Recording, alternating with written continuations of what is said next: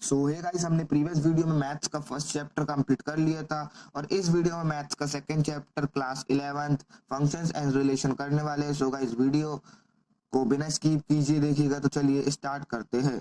The function is called F X is equal to X, identity function. The function fx is equal to c, where c is constant called constant function. Function fx is equal to mod x is called modulus function. If a plus 1 b minus 2 is equal to 3 1, then the value of a and b will be 2 3. If a is equal to 1 2, b is equal to 3 4, then the number of relation from a to b will be 16. Two defined sets a and b are such that n is equal to 2 and b is equal to 3. Then the number of relation between a into b is 64. ठीक है। और if a and b are two sets, then a into b is equal to b into a. If and only if, इसका मतलब ये है कि ये condition तभी पॉसिबल होगी तब जब a बराबर b हो या a is equals to b हो। Fill in the blanks. a into 5 बराबर 5 होता है। If either a into b, a और b is an infinite set, then a into b is infinite set.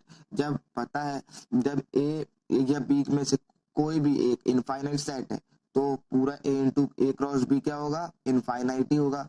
The relation R of a non-empty set A to a non-empty set B is the Cartesian product A into B is subset. The set of first component of all ordered pair of the relation R from a non-empty set A to a non-empty set B is called a domain. a into 5 बराबर a false, a into 5 बराबर 5 true, क्योंकि यहाँ पे fill in the blanks में a into 5 बराबर 5 है और a into 5 बराबर 5 होता तो ये ट्रू है, लेकिन इसके ऊपर वाले में a इंटू 5 बराबर a है तो ये फॉल्स है। Two order pair are similar if and only if their corresponding first elements are equal and the corresponding second component are also equal। जब एक एलिमेंट के सारे कंपोनेंट और बी एलिमेंट के सारे कंपोनेंट इक्वल है तो वो ऑर्डर्ड पेयर कहलाएगा, ये ट्रू है। A into A is equal to A B C ratio A B C belongs to A. Here ABC is called ordered triplet, true है। A into A कितने, 3 है तो ordered triplet मतलब 3। Range of a relation R, subset of a codomain of the relation that is the range is the codomain, true। If n is equal to p, nb is equal to b, n is equal to p and nb is equal to q, then na into b is equal to pq and the total number of relation from a to b is equal to 2pq, ये true है। Answer in one word, if a is equal to 1 2 and b is equal to 3 4, then find the set a into b। find the set क्या निकालना, a into b निकालना। देखो 1 3, पहले 1 का 3 से into हुआ, फिर 1 का 4 से हुआ तो इंटू नहीं करना, उनको लिखना है कैसे इंटू, ठीक है। फिर इसके बाद ये तो खत्म हो गया। अब हम 1 का 3 से और 1 का 4 से कर चुके, अब 2 का 3 से करें और 2 का 4 से करें तो ये निकल गया a into b। A function is defined by fx 2x minus 5, then write the value of f minus 3। तो f minus 3 की वैल्यू minus 11 है। If a is equal to 1 2 and b is equal to 3 4, then the number of relation between a to b 16। ये question शायद यहाँ पे भी आया था, ये देखिए दोनों सेम है, आप ध्यान रखिएगा। तो अब हम आते हैं हमारे क्वेश्चन नंबर 5 की तरफ।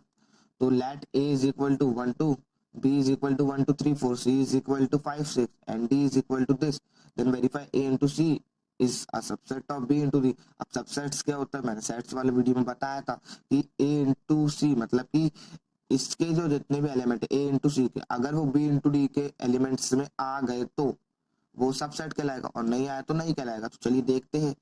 तो a इंटू सी बराबर कितना हो रहा है, देखो a इंटू सी दिया गया 1 इंटू 1 2 और c कितना 5 6। अब इनको जब इंटू करे तो अभी अपन ने पिछले वीडियो में मतलब पिछले ये देखिए यहाँ पे करे थे कि 1 3 1 4 है ना, तो यहाँ पे भी ऐसे करना तो क्या हो जाएगा 1 5 1 6 2 5 2 6। अब b इंटू डी, बी की वैल्यू क्या है, b की वैल्यू है 1 2 3 4 एंड d की वैल्यू है 5 6 7 है।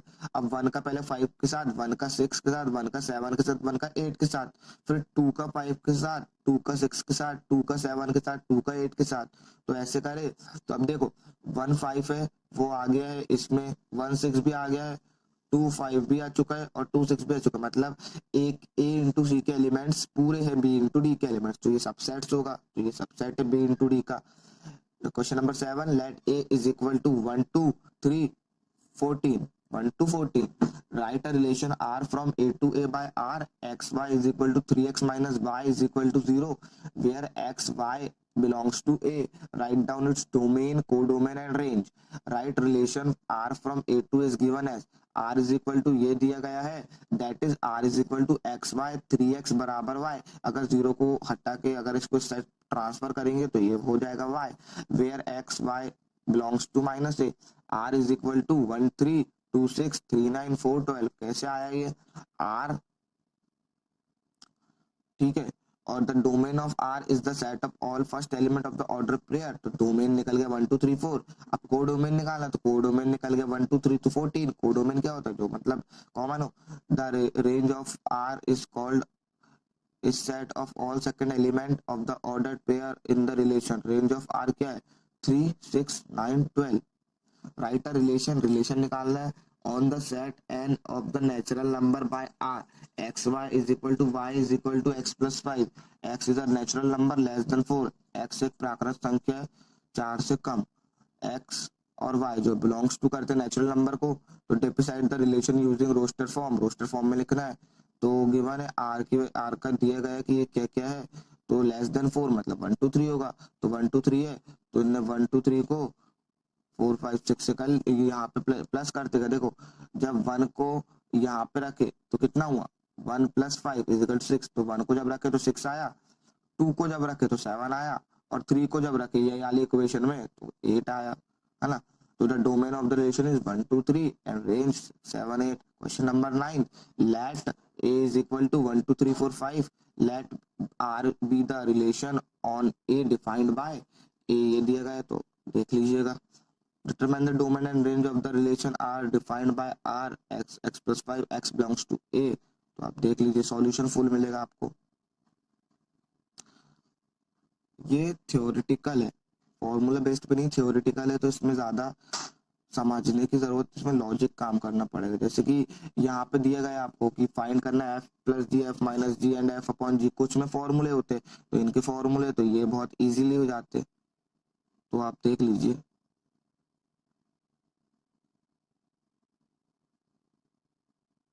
Question number 15. तो ये इसका आंसर है. कितना है इसका आंसर? आया अपना रेंज निकली है. क्वेश्चन नंबर 16 का आंसर है ये.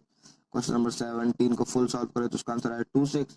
सॉल्यूशन अगर आप करोगे तो आपको पूरा समझ में आएगा. मैंने बहुत ही सिंपल वे में लिखा हूँ. Question number 18. डोमेन लिखना था. डोमेन में क्या करें? नीचे वाले का वो कर दी स्प्लिटिंग मेथड से सॉल्व, और उसके जो जीरोज आए तो वही निकल गई R. Let f is equal to ये, तो हमें फाइंड करना है fx. तो fx की वैल्यू आ गई है 2x - 1.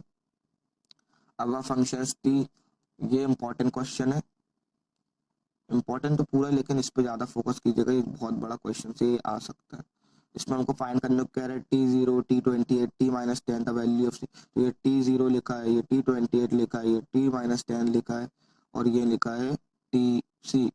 21 question. If fx is equal to x square, find 1 to 1 is minus f1 is equal to 1.1 - 1. तो ये उसका आंसर कितना आया? इसका आंसर आया 2.1. पूरा सॉल्व कीजिए, आपको समझ में आएगा अगर आपने रिलेशनल फंक्शन पढ़े हैं तो. If a is equal to 1 to 6, define relation, तो गिवन है.